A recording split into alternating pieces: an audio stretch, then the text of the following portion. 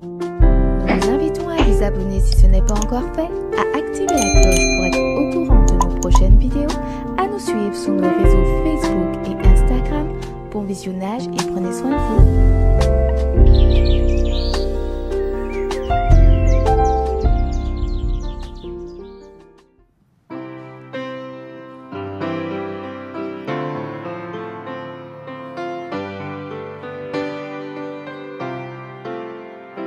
Je chanterai ton grand amour, l'hiver, l'été, la nuit, le jour, car cet amour est éternel, si grand et pourtant si réel, si grand et pourtant si réel.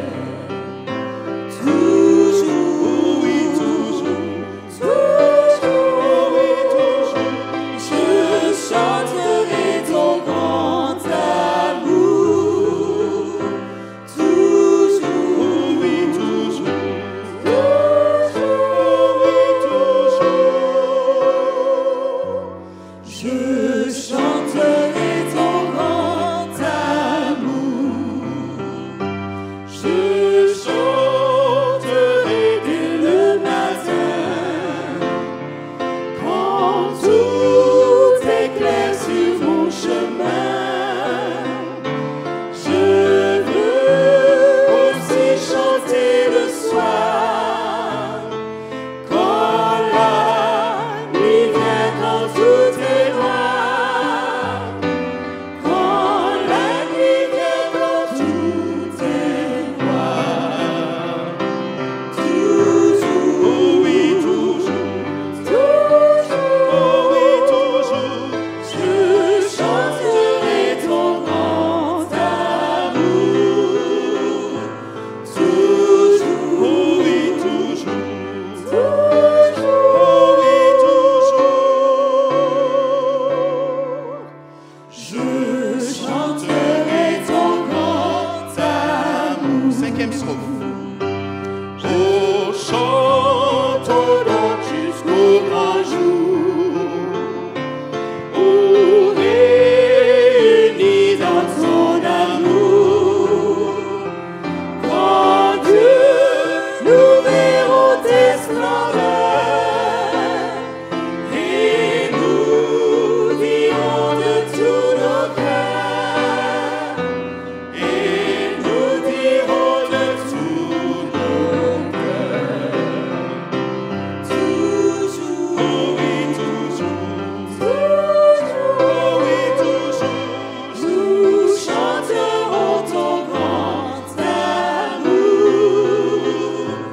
Toujours, oh oui, toujours, oh oui, toujours, nous chanterons ton grand amour.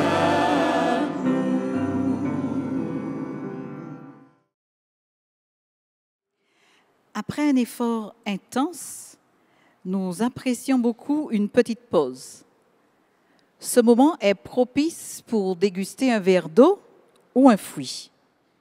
Sur le plan spirituel, la réunion de prière est une halte au milieu de la semaine pour renouveler nos forces et ravitailler notre âme assoiffée. À tous ceux qui sont venus s'asseoir au pied du Maître, je souhaite une rafraîchissante bienvenue. Soyez bénis par notre Seigneur. Notre Dieu, notre Père, d'éternité en éternité, tu es Dieu. Nous voulons te psalmodier, te louer pour ce que tu es, un Dieu miséricordieux, un Dieu plein de bonté. Et ce soir, nous sommes heureux de nous retrouver à tes pieds pour être instruits par toi. Nous déposons à tes pieds nos fardeaux, nos manquements, nos fautes, nos péchés, et te supplions de nous pardonner, de nous relever, de nous ressourcer, afin que nous puissions continuer cette semaine sous ton égide. Nous te représentons toutes les familles de l'Église Et nous te présentons toutes les personnes qui sont découragées, qui sont endeuillées, qui sont malades. Et nous savons que ton bras puissant pourra accorder à chacun ce dont il a besoin pour mieux se sentir. Permets que nous puissions être attentifs à ce qui sera dit et que ton Esprit Saint nous soit accordé en double portion afin que nous soyons transformés par ta parole. Toutes ces grâces, nous te les demandons, non que nous en soyons dignes, mais c'est par le mérite de ton Fils Jésus et pour ta gloire. Amen.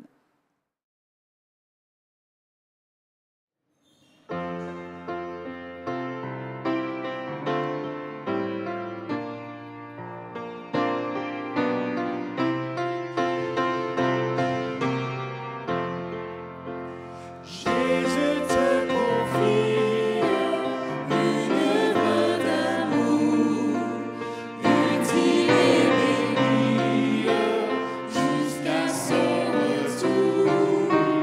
Cette sainte tâche, veux-tu l'accomplir, pour lui sans relâche, sans jamais faiblir.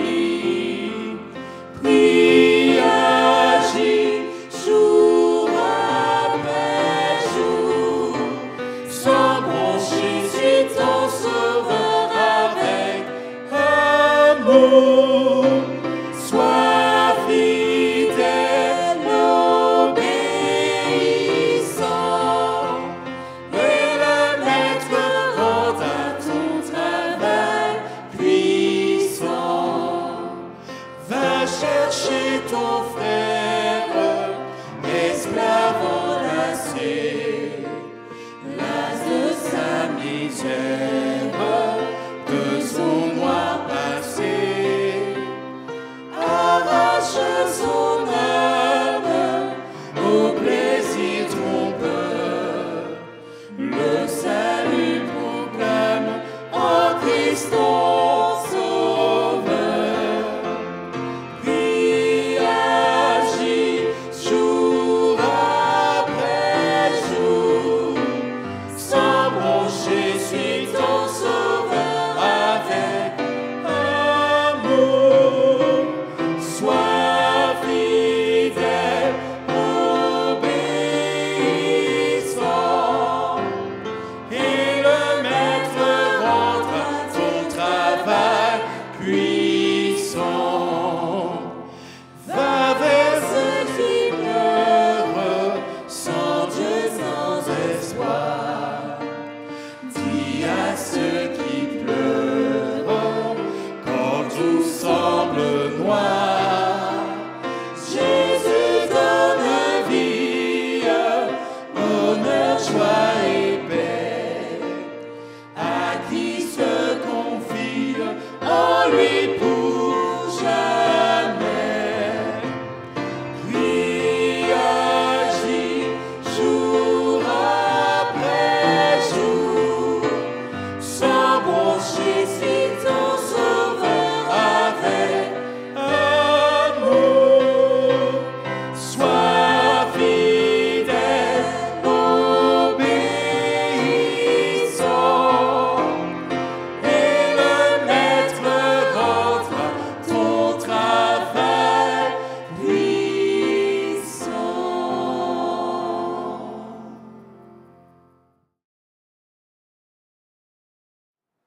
Bonsoir à tous. C'est un privilège pour moi de partager avec vous ce soir autour de la parole de Dieu.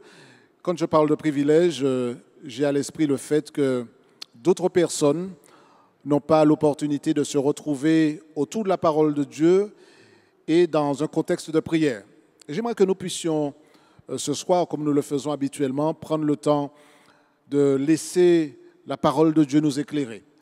Et surtout de la laisser nous pousser dans une expérience de prière. Que serions-nous sans la prière, sans cette connexion à Dieu, sans cette capacité à nous tourner vers lui avec l'assurance que non seulement il nous entend, mais il est prêt à faire pour nous même au-delà de ce que nous demandons. Et j'aimerais ce soir nous inviter à considérer ce que la Bible rapporte dans une portion de l'Ancien Testament que vous connaissez certainement, qui, en la relisant, m'a paru être extrêmement riche. Et je fais partie de ceux qui croient que lorsqu'on lit la Bible, il ne s'agit pas simplement de prendre connaissance d'un récit, mais de laisser ce récit-là nous éclairer et de voir comment on peut trouver un prolongement entre ce que la Bible rapporte et notre expérience personnelle. J'aimerais d'ailleurs donner le ton en nous invitant à prier pour demander à Dieu de faire en sorte que sa parole nous touche et qu'elle nous amène à avancer dans notre cheminement avec lui. Prions ensemble. Notre Père, notre Dieu, touche nos cœurs, fais de nous des hommes et des femmes de prière, de ceux qui prient, qui agissent conformément à ta volonté. Et que, Seigneur, après ce moment de réflexion spirituelle, nous soyons plus forts, nous soyons plus proches de toi et plus armés pour affronter les défis de cette vie ô combien difficile. Entends notre prière et exauce-nous du haut des cieux. Nous t'en prions dans le nom de Jésus. Amen. Le passage que je vous invite à considérer avec moi est tiré de 2 Chroniques. Si vous avez vos Bibles, et j'espère que c'est le cas, je vous invite à ouvrir vos Bibles dans 2 Chroniques, que ce soit la Bible en version papier ou en version électronique. Eh bien, les Saintes Écritures sont les Saintes Écritures et nous allons prendre connaissance d'un récit ancien, mais dont les ramifications sont plus qu'actuelles. Et c'est ça qui est beau, c'est ce qui fait la beauté du texte biblique. Le livre est vieux, mais ce qu'il recèle, ce livre, ce que cette parole nous communique, eh bien, est applicable dans nos vies aujourd'hui, dans ce monde moderne, avec les défis d'aujourd'hui. Et je suis reconnaissant envers Dieu pour ça. Nous allons parler de l'histoire d'un roi dont le nom est Josaphat. Alors, chose extraordinaire, quand on parle de Josaphat, on parle d'un roi qui était un bon roi. D'ailleurs, quand on lit, notamment dans le chapitre 19 de 2 Chroniques, on apprend que Josaphat a fait une tournée parmi le peuple et qu'il les a ramenés à l'Éternel, le Dieu de leur père. Donc il a entamé une démarche de réforme, de réveil. Il a établi des juges dans toutes les villes fortes du pays. Et il a dit aux juges, notamment, je lis au verset 6 du chapitre 19, il dit aux juges, prenez garde à ce que vous ferez, car ce n'est pas pour les hommes que vous prononcerez des jugements, c'est pour l'Éternel qui sera près de vous quand vous les prononcerez. Donc, il y avait une démarche résolument spirituelle, tournée vers Dieu, et je crois que c'est intéressant de voir Josaphat sous cet angle-là. Alors, bien entendu, aussi bon roi qu'il ait été, Josaphat n'était pas non plus exempt de défauts. Il a eu l'occasion de commettre certaines erreurs, certaines alliances malheureuses qu'il avait contractées, eh bien, ont eu des conséquences fâcheuses.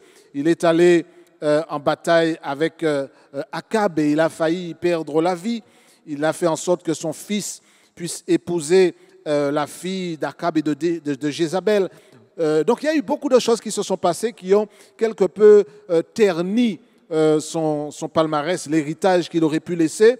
Mais c'est un homme qui a su, au moment où il fallait, se tourner vers Dieu et faire une expérience salutaire.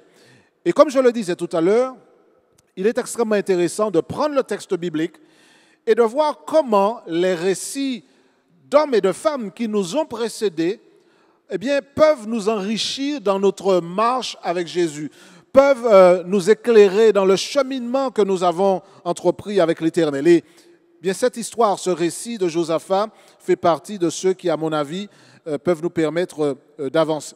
Alors, sachant une chose, lorsque nous comprenons que nous sommes des enfants de Dieu, nous devons également être conscients que cette démarche d'enfants de Dieu ne nous empêche pas de faire face à des épreuves et à des difficultés.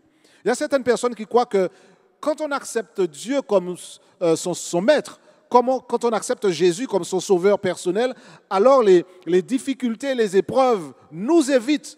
Eh bien, ils vont chercher d'autres personnes, mais nous laissent tranquilles. Pas du tout. On peut être enfant de Dieu et confronter des difficultés. D'ailleurs, Jésus n'a-t-il pas dit, vous aurez des tribulations dans le monde? Nous savons qu'il y aura des difficultés. Et c'était déjà le cas à l'époque de l'Ancien Testament. Josaphat a vécu une expérience particulière. Lui qui était souverain se retrouve confronté à une situation qui va le dépasser. Et nous sommes là donc au chapitre 20 de 2 Chroniques et à partir du verset 1er. Voilà ce que je lis. Et si vous avez le texte sous les yeux, vous pouvez comme moi-même voir qu'il est dit ceci. Après cela, les fils de Moab et les fils d'Ammon et avec eux les Maonites marchèrent contre Josaphat pour lui faire la guerre. Alors c'est vrai qu'aujourd'hui ça peut nous paraître particulier, ce n'est pas exactement comme cela que ça se passe, mais à l'époque, eh bien, les nations avoisinantes souvent n'hésitaient pas à créer une coalition pour marcher contre leurs ennemis. Et il se trouve que c'était le peuple de Dieu qu'ils ciblaient à ce moment-là. Alors, le peuple de Dieu était le peuple de Dieu, mais ça ne signifiait pas que les autres ne pouvaient pas l'attaquer, ne pouvaient pas lui déclarer la guerre. Et c'est ce qui se passe à l'époque que nous considérons avec Josaphat. Alors, les Maonites, les fils de Moab, les fils d'Ammon vont se liguer pour pouvoir mener la guerre à Josaphat. Alors, ce qui est intéressant à noter, c'est que la manière dont ce sera présenté à Josaphat peut être désarçonnante.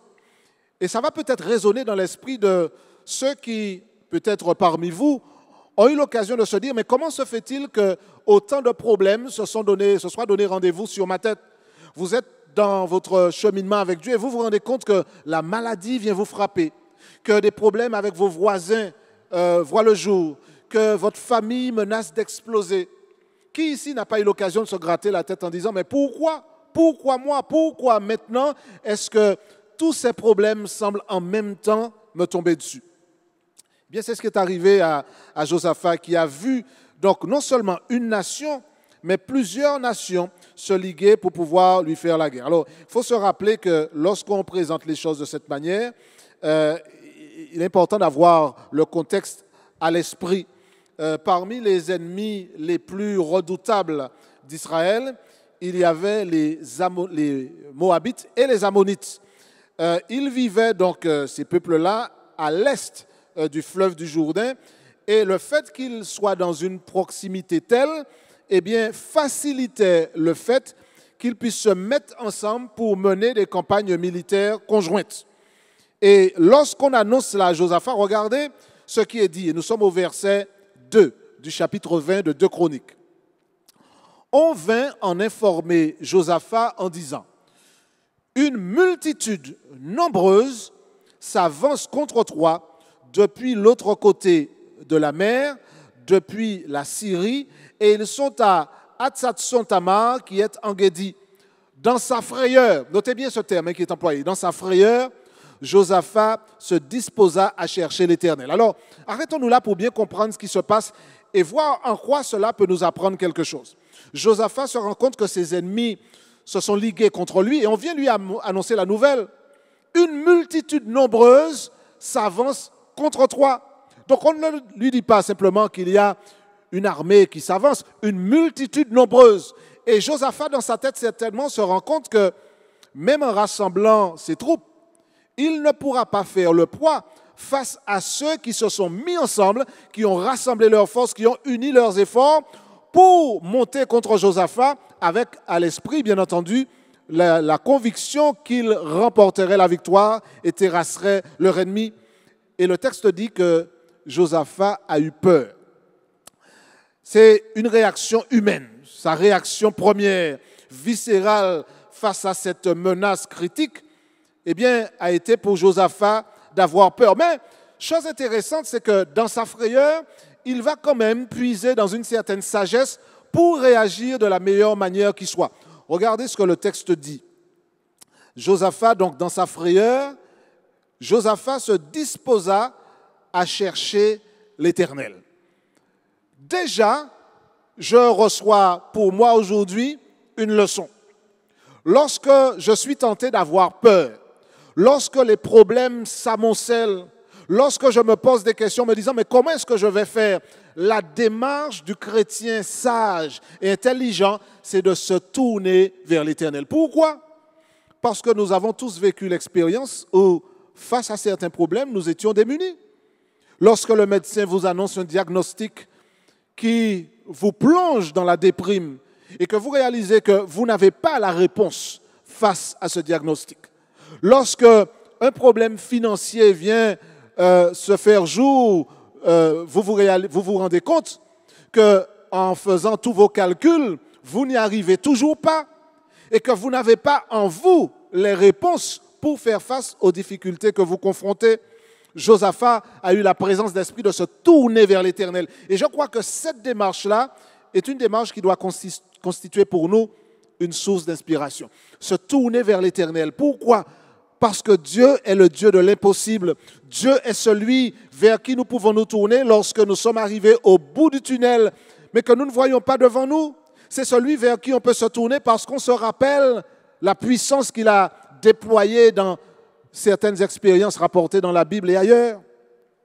Alors, chers amis, la question qui se pose aujourd'hui pour nous est de savoir est-ce que nous sommes prêts à nous tourner vers l'Éternel, à puiser dans cette démarche spirituelle les forces dont nous avons besoin pour affronter la difficulté. Il y a parmi vous qui m'écoutez, certainement de ceux qui, au moment où nous parlons, confrontent des difficultés particulières, qu'elles soient familiales, financières, relationnelles ou autres. Il y a certainement des choses qui vous tenaillent, il y a des choses qui vous plongent dans le doute, dans le désarroi. Josaphat s'est tourné vers l'Éternel et comme le problème qu'il confrontait concernait non seulement lui en tant que roi, mais l'ensemble de la nation, voilà ce qu'il fait. Il se tourne vers l'Éternel et il publie un jeûne pour tout Juda. Voilà un homme qui a compris que la réponse à cette difficulté particulière, c'est de se tourner vers Dieu et d'amener le peuple, tous ceux qui sont concernés, à entrer dans une démarche spirituelle profonde et authentique avec l'Éternel. Je considère que c'est une démarche que nous ferions bien d'imiter lorsque nous arrivons face à ces épreuves qui nous rendent perplexes. Se tourner vers Dieu, entrer, s'il le faut, dans une expérience de jeûne. Non pas que le jeûne soit magique, mais c'est une manière de dire « je voudrais venir à Dieu comme celui qui n'a rien, comme celui qui est un mendiant. Je n'ai rien, même pas de quoi manger. Mais Seigneur, je viens avec la conviction que tu pourras m'accorder ce que je n'ai pas. La difficulté que je confronte maintenant, Seigneur, je voudrais te la soumettre. Et j'entre dans cette démarche spirituelle de connexion avec toi. J'aime cette démarche de Josaphat. Il se tourne vers l'Éternel et il invite le peuple à entrer dans un jeûne. Et Judas, dit le verset 4, s'assembla pour invoquer l'Éternel. Nous avons, en tant que chrétiens, nous qui croyons dans la parole de Dieu, nous avons ici une voie qui est tracée, qui devrait nous inspirer. Combien de personnes, face aux difficultés, se retrouvent réellement démunies et n'ont aucun recours? Je connais des gens qui, face à la difficulté, ne considèrent que les options suivantes. Soit on ira voir un marabout, parce qu'il prétend avoir la réponse aux questions, soit on va chercher à s'évader face à ces problèmes-là en entrant dans des paradis artificiels qui sont en fait de véritables enfers, l'alcool ou la drogue. Ou certains vont même franchir l'étape et commettre l'irréparable en disant ma vie ne vaut plus la peine d'être vécue, je vais tout arrêter, je vais en finir avec la vie. Et certains vont même jusqu'à sauter la vie. Chers amis, qui que vous soyez, quelles que soient les difficultés que nous confrontons, ces réponses humaines ne constituent pas une solution à nos épreuves. Mais la démarche de Josaphat est certainement celle qui peut nous amener à retrouver le chemin de la sérénité. Josaphat se tourne vers l'Éternel, il publie un jeûne auquel le peuple entier répond. Le texte dit bien, Judas s'assembla pour invoquer l'Éternel. Et l'on vint de toutes les villes de Juda pour chercher l'Éternel. Alors, ce qui suit est extraordinaire et je dirais même phénoménal. Josaphat se présente au milieu de l'assemblée de Juda et de Jérusalem, dans la maison de l'Éternel, dans le nouveau parvis. Il y a donc une grande convocation. Le peuple est rassemblé. Josaphat est là et il va faire quelque chose que je trouve vraiment important de signaler pour nous aujourd'hui. Voilà ce que Josaphat va faire, ce que l'on appelle la prière de Josaphat. Et il va dire à l'Éternel ce qui suit, face à cette menace, qui est une véritable menace. Alors nous qui, aujourd'hui, lisons l'histoire, parfois nous la voyons de manière assez superficielle, mais il s'agit de la survie du peuple. Menace militaire, il y a des nations qui se sont liguées et qui viennent faire la guerre à Josaphat. Et quand on parle de guerre, ça veut dire qu'il y a des victimes. Donc, la nation peut tomber entre les mains de ses ennemis, le peuple peut être massacré. Donc, la menace est réelle, le danger est bien réel. Et il va dire ceci, nous sommes au verset 6 de 2 Chroniques 20. Et il dit, prêtons attention à cette prière qu'il fait. Dieu de nos pères, n'es-tu pas Dieu dans les cieux? Je relis cela, je crois que ça vaut la peine d'être redit. Dieu de nos pères, n'es-tu pas Dieu dans les cieux? N'est-ce pas toi qui domines sur tous les royaumes des nations? Que fait Josaphat ici? Josaphat va commencer sa prière en reconnaissant Dieu pour qui il est. Je crois que c'est important de signaler cela. Josaphat va s'adresser à Dieu en le reconnaissant pour qui il est. Et il va le faire de manière rhétorique. Lorsqu'il dit « Éternel Dieu de nos pères, n'es-tu pas Dieu dans les cieux ?» Ce n'est pas une question qu'il pose en espérant que Dieu lui réponde « C'est bien cela ». En fait, c'est une déclaration de conviction qui est présentée de cette manière. C'est bien toi, Seigneur, je le confirme. C'est toi qui es le Dieu dans les cieux. Ça veut dire que tu es au-dessus de nous. Donc, quand je fais appel à toi, je ne fais pas appel à un général d'une autre nation qui viendrait me prêter main forte pour combattre mes ennemis. Je m'adresse à un Dieu que je reconnais être au-dessus de moi. Il habite dans les cieux. Personne d'autre ne peut tenir la comparaison. Personne d'autre ne fait le poids. N'es-tu pas ce Dieu-là qui domine sur toutes les nations? Il reconnaît donc la puissance de Dieu. Ça veut dire que moi, lorsque je confronte mes difficultés, lorsque je suis au plus profond du trou, lorsque je ne sais vers qui me tourner, lorsqu'en considérant mes options, je me rends compte que je suis démuni, je n'ai aucun recours, c'est à ce moment-là que je dois me rappeler, si ce n'était le cas avant, qu'il y a un Dieu dans le ciel et que si l'expérience de Josaphat doit me servir à quelque chose, c'est bien de me rappeler que le réflexe que je devrais avoir face aux épreuves, et même en dehors de toute épreuve, mais à plus forte raison lorsque je confronte des difficultés, c'est de me tourner vers l'Éternel et de parler à ce Dieu que je reconnais comme étant au-dessus de moi. Je te reconnais pour qui tu es. Donc, quand je viens m'adresser à toi, je sais à qui je parle. Je sais à qui je soumets ma requête. Je sais à qui je viens parler avec l'assurance qu'il m'entend. Je sais que celui à qui je parle, je le reconnais comme le souverain de l'univers. Josaphat, donc, reconnaît Dieu dans sa prière pour qui il est. Éternel, Dieu de nos pères, n'es-tu pas Dieu dans les cieux? N'est-ce pas toi qui domines sur tous les royaumes des nations?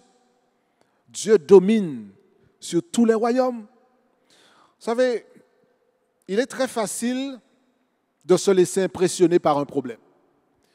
Il est très facile de tomber dans la panique parce qu'on a l'impression que le problème est tellement grand qu'on ne peut même pas envisager une solution.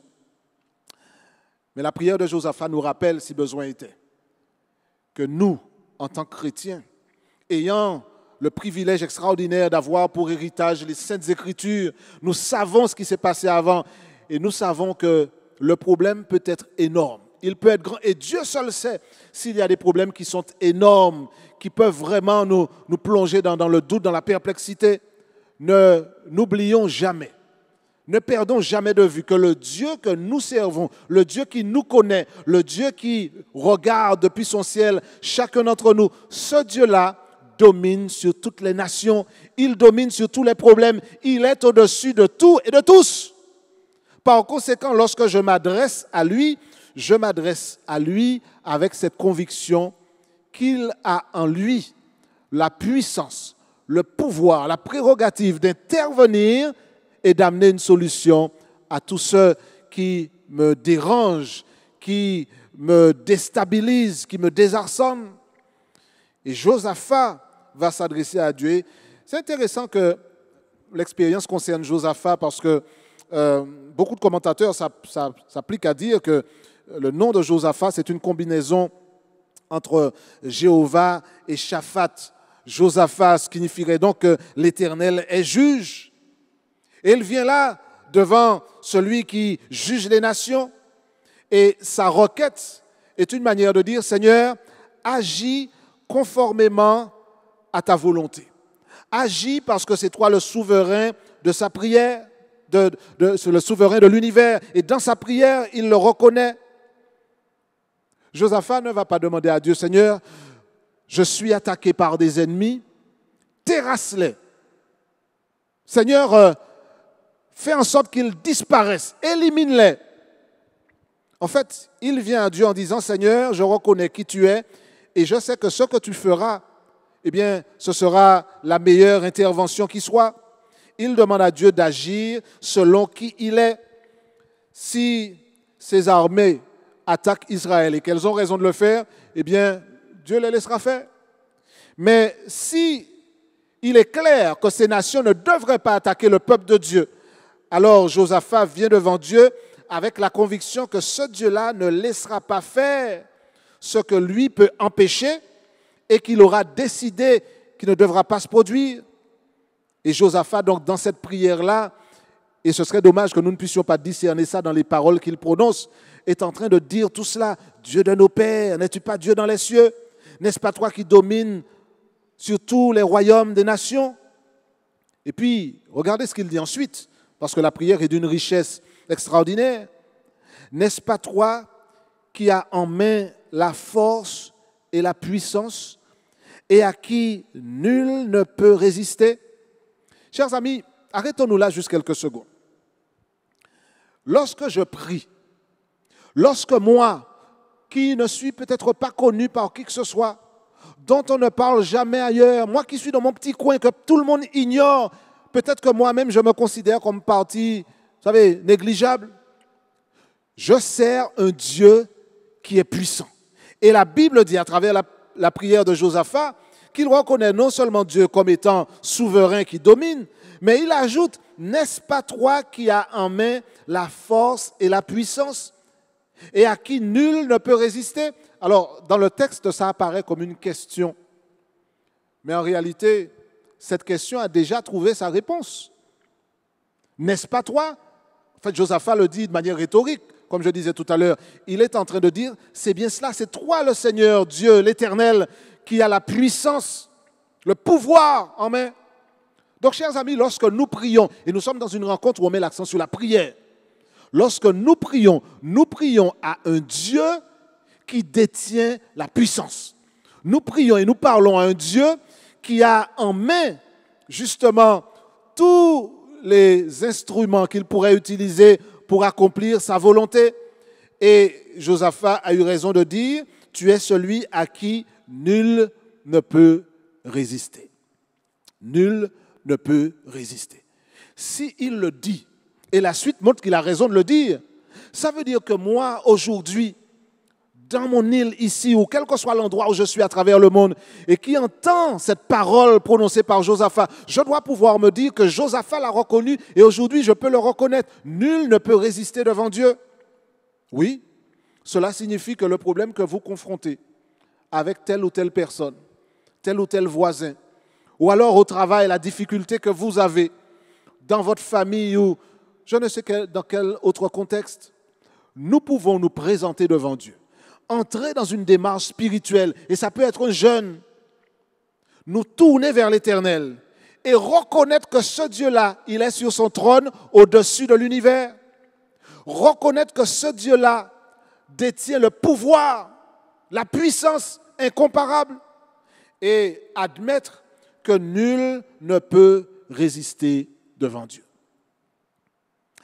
Pas même le problème qui vous tenaille, cette difficulté qui vous empêche de dormir, soumettez-la à Dieu, ce Dieu à qui nul ne peut résister. Je crois que c'est important pour nous d'entrer dans la démarche de prière avec cela à l'esprit. Et nous sommes dans un moment de prière. Et pendant que je parle, je vous invite dans votre cœur à faire monter à Dieu, vers Dieu une prière, pour lui dire, Seigneur, fais de moi cet homme, cette femme, ce jeune de prière qui, dans sa démarche de communication avec toi, te reconnaît pour qui il est et reconnaît que nul ne peut résister devant toi. Je peux donc me présenter devant Dieu avec mes épreuves, mes difficultés, mes problèmes, avec l'assurance que celui à qui je m'adresse n'est pas n'importe qui. Josaphat, je répète, n'est pas en train de faire une prière à un Dieu fait de main d'homme. Il ne s'adresse pas à un objet. Il ne s'adresse pas à un souverain d'une nation avoisinante. Il s'adresse au souverain de l'univers. Toutes les fois où j'ai une difficulté, un problème, et que je menace de succomber à la tentation qui est d'oublier que Dieu est qui il est et de laisser le problème prendre tellement de place que je ne réalise pas que Dieu est plus grand que tous les problèmes que je peux confronter. C'est à ce moment-là qu'il faut nous rappeler l'expérience de Josaphat et en tirer des enseignements. Si Josaphat a vécu cette expérience, moi aussi je peux la vivre. Regardez d'ailleurs les versets suivants, ce qui est dit. Regardez au verset 7. N'est-ce pas toi? Josaphat poursuit dans sa prière. Il dit, n'est-ce pas toi, ô notre Dieu, qui a chassé les habitants de ce pays devant ton peuple d'Israël et qui l'a donné pour toujours à la postérité d'Abraham qui t'aimait? Alors, extraordinaire dans la prière de Josaphat. Il va plus loin, en plus de reconnaître Dieu pour qui il est, de reconnaître la puissance de Dieu, il rappelle les grandes interventions divines. Mais Seigneur, c'est toi qui nous as donné cette terre. Tu as chassé des ennemis, tu nous as amenés dans la terre promise. C'est toi, Seigneur, qui nous as dirigés dans le passé. Moi aussi, je peux le dire. Je dois pouvoir être en mesure de dire, mais Seigneur, c'est toi qui m'as appelé à être là. C'est toi qui m'as conduit jusqu'ici. Je dois pouvoir rappeler dans ma prière ce que Dieu a fait dans le passé. Non pas que Dieu soit amnésique. En fait, Josaphat le dit, non pas pour dire au Seigneur, n'oublie pas. Oh, je sais que tu as beaucoup de choses à faire, Seigneur, et ça t'a peut-être échappé. Je te rappelle que c'est toi qui nous avais fait entrer dans ce pays. Non. Il est en train de dire, de déclarer, d'annoncer ce que Dieu a fait. Et sa requête, il l'appuie sur ce que Dieu a déjà fait, sur la puissance de Dieu, sur la reconnaissance de qui il est, mais également sur ce que Dieu a fait. Regardez, relisons le passage. N'est-ce pas toi, ô notre Dieu, qui a chassé les habitants de ce pays devant ton peuple d'Israël et qui l'a donné pour toujours à la postérité d'Abraham qui t'aimait? Rappelle les promesses de Dieu. Tu as promis de nous faire entrer dans ce pays. Tu nous l'as donné. Et il est allé même plus loin. Ils l'ont habité et ils t'y ont bâti un sanctuaire pour ton nom. Extraordinaire. Rappelez les grandes interventions divines. Je n'étais pas là lorsque Josaphat a vécu cette expérience. Mais aujourd'hui, nous, chers amis, nous pouvons nous appuyer sur ce que Dieu a déjà fait.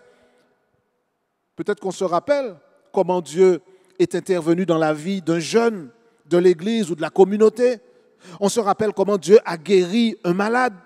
On se rappelle comment nous étions dans le désarroi, mais Dieu nous a permis de faire en sorte que nous puissions réussir à cet examen. Dieu nous a donné un travail lorsqu'on ne l'espérait pas. Dieu nous a délivrés d'une situation catastrophique. Je dois pouvoir dire, mais Seigneur, c'est bien toi, c'est bien à toi que je prie. Toi qui m'as délivré il y a 2 ans, 3 ans, 5 ans. Toi qui es intervenu dans la vie de frère un tel, de sœur un tel, de monsieur un tel ou de madame un tel. C'est toi, c'est à toi que je prie.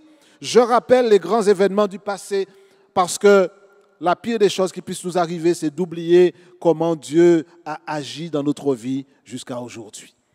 Et par conséquent, lorsque je viens vers Dieu, lorsque je m'adresse à lui, je rappelle ce qu'il a fait. Je lui dis, non pas pour lui rafraîchir la mémoire, mais pour déclarer que je ne suis pas, moi, oublieux de ses agissements dans le passé.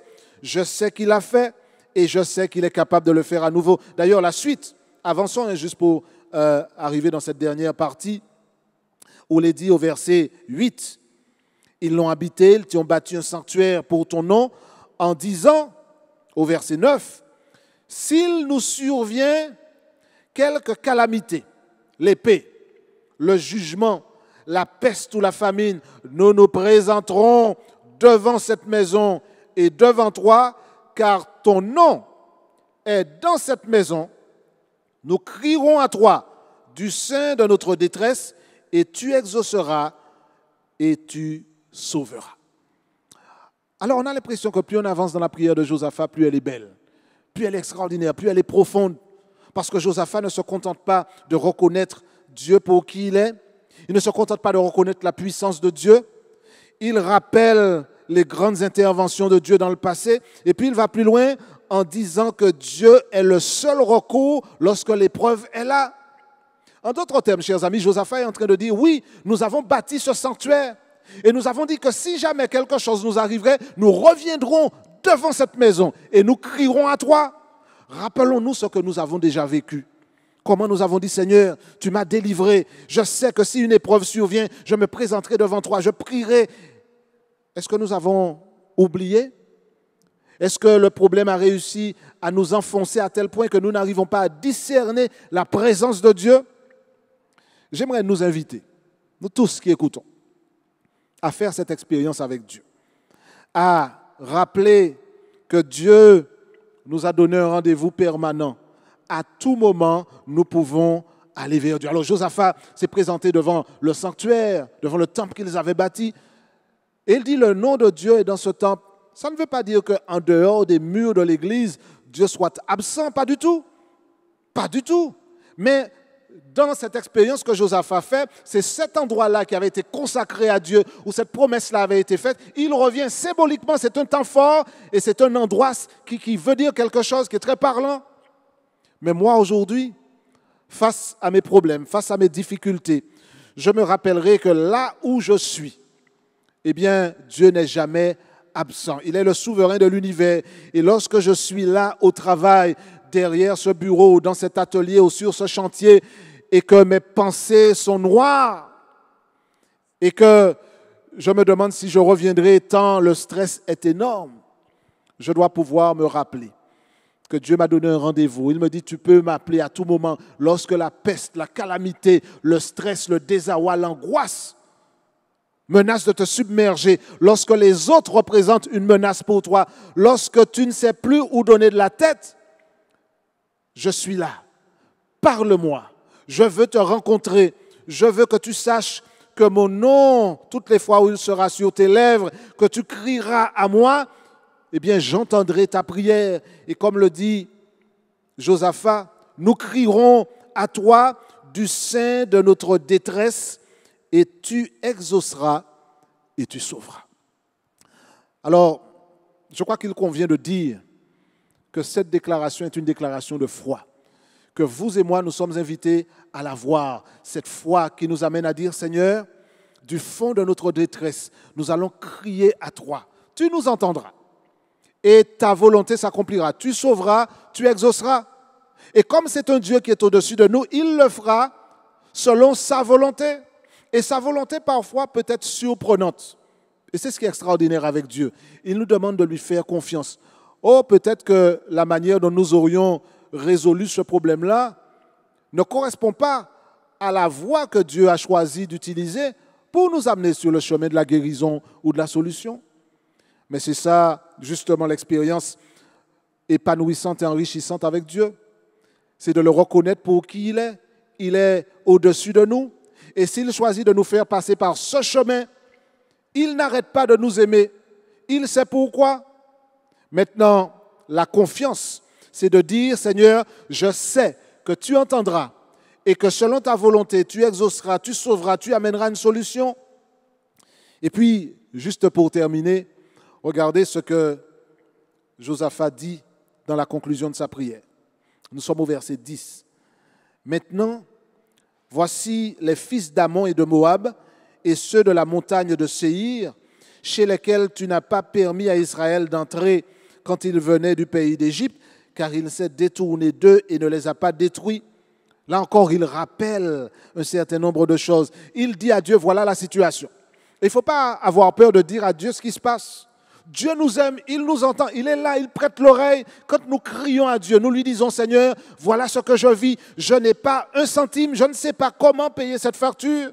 Je ne sais pas comment affronter le patron après ce qu'il m'a dit. Je ne sais pas comment me retrouver dans cette classe après ce qui s'est passé. Je ne sais pas moi-même comment aller à l'église après ce que j'ai vécu. Rappelons-nous, nous n'informons pas Dieu parce qu'il sait toutes choses.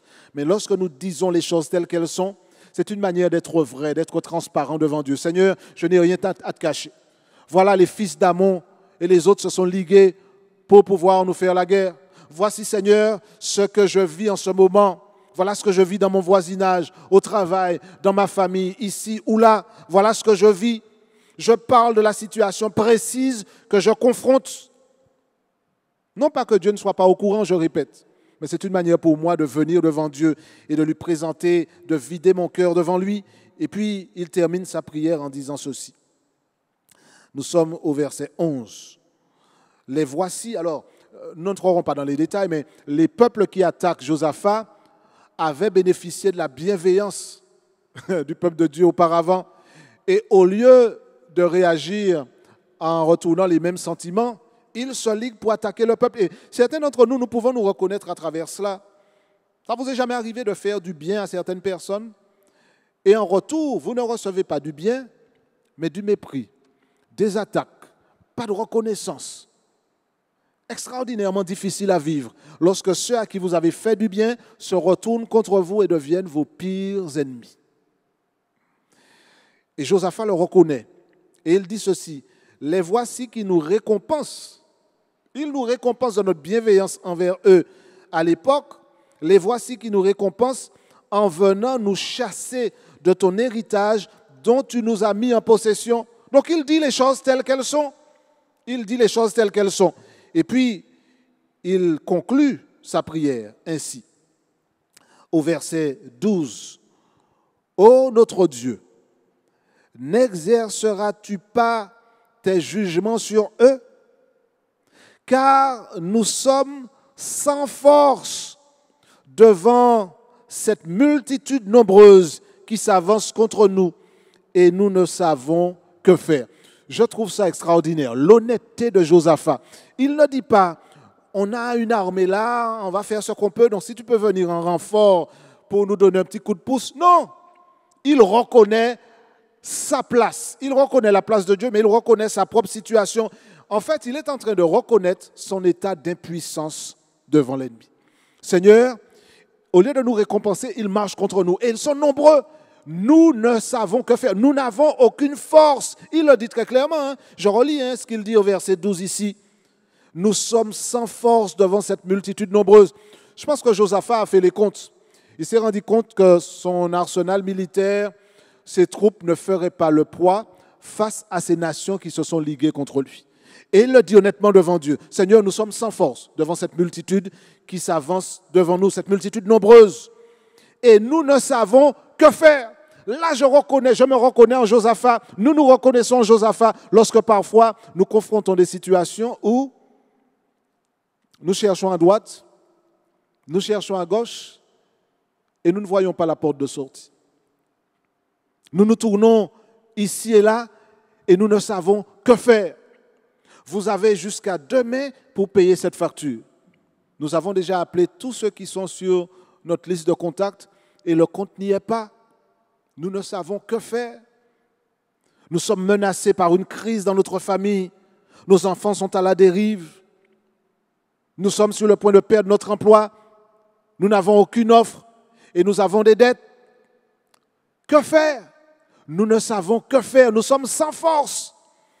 Et c'est là où la dernière phrase prononcée par Josaphat est tout simplement extraordinaire. Je relis le verset 12, c'est le dernier verset. « Ô notre Dieu, n'exerceras-tu pas tes jugements sur eux? Car nous sommes sans force devant cette multitude nombreuse qui s'avance contre nous, et nous ne savons que faire, mais nos yeux sont sur toi. » Oh, voilà une belle conclusion. Nous ne savons que faire, nous sommes sans force, mais nos yeux sont sur toi. Parce que c'est de toi que vient la solution. C'est de toi que vient la réponse à mes questionnements. C'est toi qui détiens dans tes mains la puissance et le pouvoir pour renverser la situation. Chers amis, qui que vous soyez, qui que nous soyons, nous confronterons des difficultés. Il y aura des épreuves. Il y aura des épreuves. Les enfants de Dieu traversent aussi des épreuves, mais ils savent, comme Josaphat, se tourner vers l'Éternel, rechercher sa présence dans une expérience spirituelle profonde. Jeûner, prier, rechercher Dieu d'une manière ou d'une autre et reconnaître Dieu pour qui il est. Reconnaître Dieu pour celui qui domine le monde entier, l'univers. Reconnaître la puissance de Dieu. Rappeler comment Dieu est intervenu à l'époque biblique et même à l'époque moderne pour faire des choses grandes et puissantes. Reconnaître que Dieu est le seul recours que nous avons lorsque l'épreuve est là. Présenter à Dieu comme Josaphat la situation que nous confrontons. N'essayons pas d'édulcorer les choses, de donner une version réduite. Non, disons à Dieu les choses telles qu'elles sont. Il sait déjà. Et reconnaître notre impuissance. Parce que nos diplômes, notre compte en banque, notre popularité, tout cela ne nous sert pas grand-chose, ne nous sert pas à grand-chose face à l'épreuve, lorsque la maladie est là, lorsque la mort menace. Eh bien, nous pouvons être connus dans le monde entier. Eh bien, cette popularité ne va pas chasser la maladie. Elle ne va pas ramener la paix de l'esprit lorsque nous n'arrivons pas à dormir. Et lorsque nous avons le courage, comme Josaphat, de dire « Nous sommes sans force, nous ne savons que faire, mais nos yeux sont sur toi. » Je nous invite à tourner les yeux vers Jésus. Vous qui écoutez, tournons les yeux vers Jésus. Oh, vous avez peut-être confronté des problèmes sur lesquels vous avez même déjà mis une croix en disant il n'y a pas de solution. Présentez-vous à Jésus. Faites une expérience de foi comme Josaphat. Reconnaissez Dieu pour qui il est et dites au Seigneur, je ne peux rien faire, je suis sans force, mais mes yeux sont sur toi. Je sais que tu as le pouvoir d'agir et que selon ta volonté, tu feras, Seigneur, au-delà de ce que je peux espérer. Je voudrais nous inviter à prier. Vous lirez le reste de l'histoire à la maison. Lisez le texte biblique parce qu'il est fascinant, il est beau. Je voudrais nous inviter maintenant à prier. Prenez quelques secondes. Priez votre Père qui est dans les cieux. Et je voudrais, moi aussi, en conclusion, prier pour nous tous, pour que Dieu nous permette de vivre cette expérience avec lui. Demandez au Seigneur. Prenons quelques secondes pour ça. Parlez au Seigneur maintenant. Dites-lui ce que vous avez sur le cœur. Dites-lui comment vous êtes sans force, que vous ne savez que faire. Et ouvrez vos oreilles à la réponse de Jésus. Faites une expérience de foi avec lui. Et je voudrais prier également avec vous pour nous inclure tous dans cette démarche où nous demandons à Dieu de faire de nous des hommes et des femmes de prière dans cette période troublée. Dans cette période où il y a des points d'interrogation nombreux, dans cette période où une multitude de problèmes marchent contre nous, nous pouvons nous tourner vers Dieu. Prions le Seigneur, prions l'Éternel, priez dans votre cœur et je prierai en conclusion.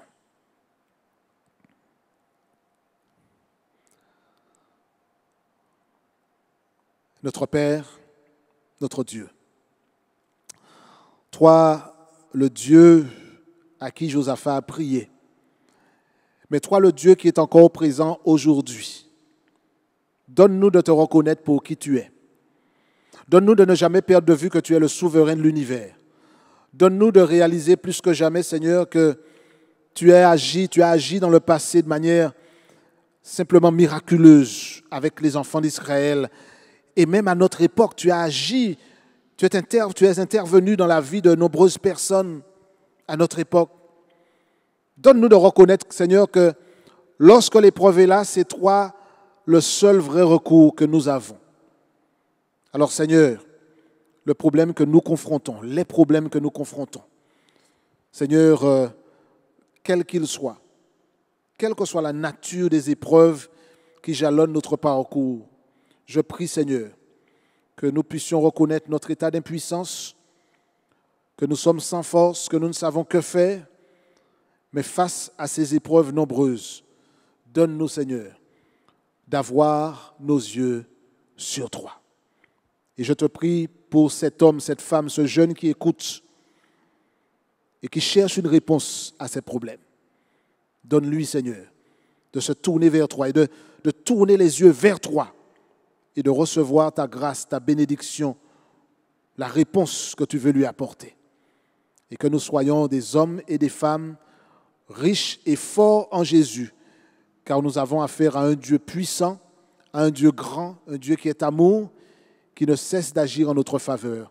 Merci pour ce que tu as fait à l'époque de Josaphat, que tu continues de faire aujourd'hui et que tu continueras de faire dans la vie de chacun de ceux qui te font confiance. Nous te remercions pour cette grâce et cet amour, dans le nom de Jésus et pour ta seule gloire. Amen. Que Dieu nous bénisse, qu'il nous garde. Continuons de prier et continuons de voir la main de Dieu à l'œuvre dans nos vies. J'en fais une prière pour vous et pour moi.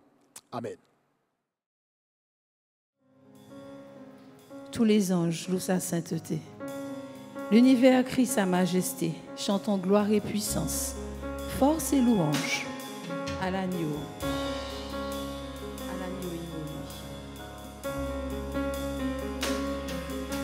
Tous les anges louent sa sainteté. L'univers crie sa majesté.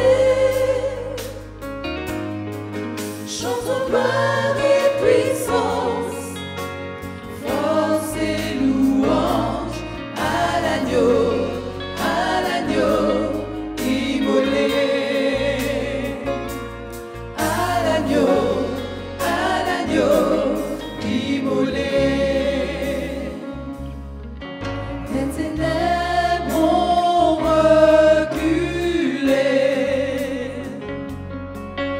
devant l'œuvre de la croix, devant l'agneau immolé, et le sang versé pour moi. À vous, tous les anges L'univers crie sa majesté.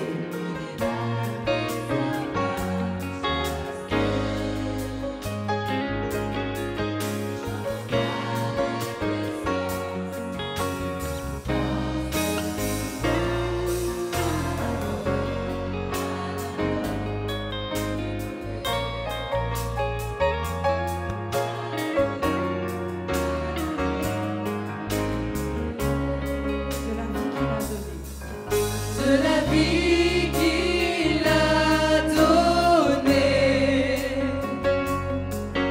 à la vie qui brûle en moi.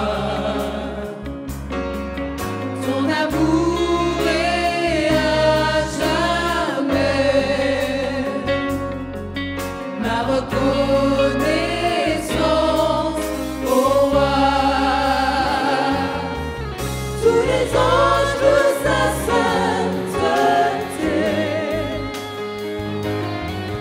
L'univers crie sa majesté. Chantons gloire et puissance, force et louange à l'agneau immolé. À l'agneau immolé.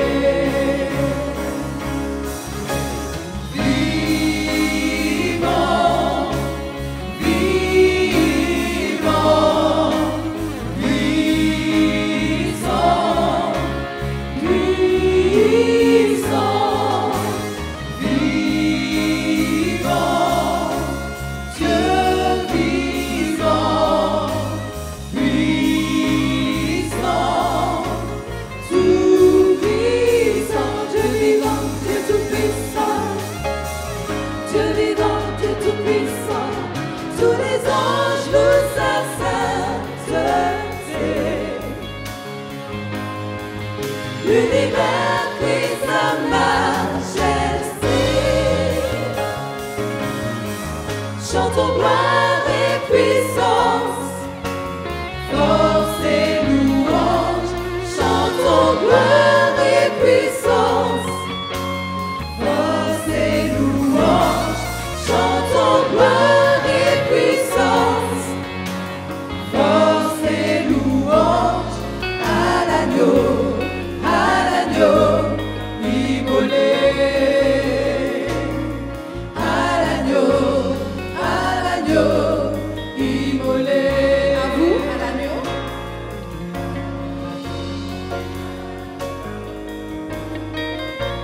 une fois.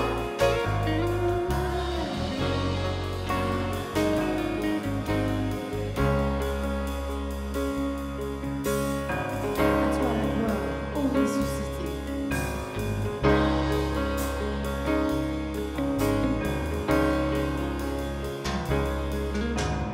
À toi la gloire, ô ressuscité.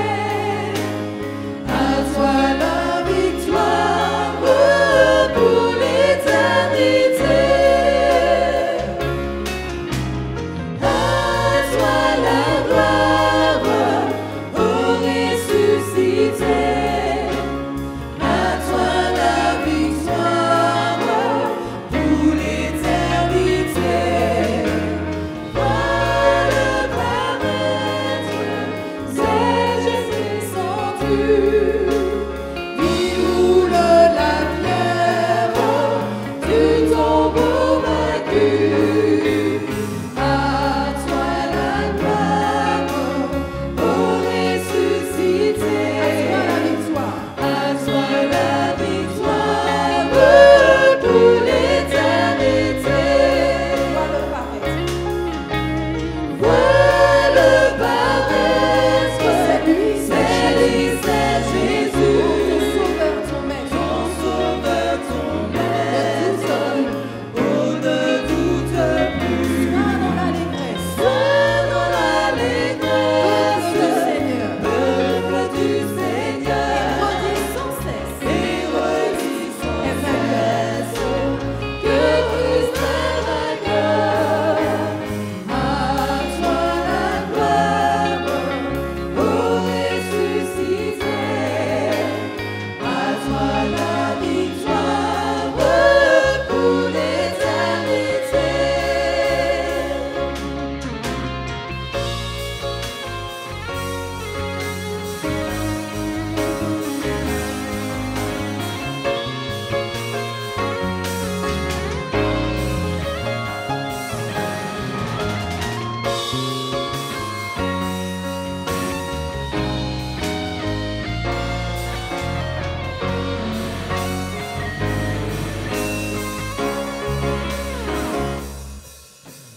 Très encore, il n'y a jamais celui que j'adore, le prince de paix.